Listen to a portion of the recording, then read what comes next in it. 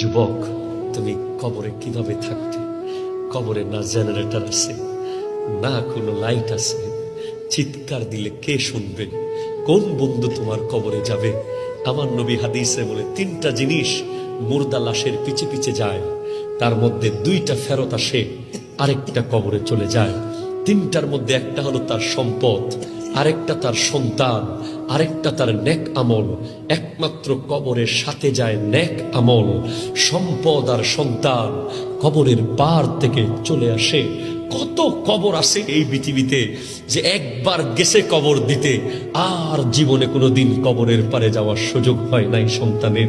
একবার কোনো মতে লাশটা ঢুকায়া সন্তান আমেরিকায় চলে গেছে, লন্ডন চলে গেছে, ইউরোপে চলে গেছে, আর কোনোদিন লাশের কবরের পাশে আসে নাই।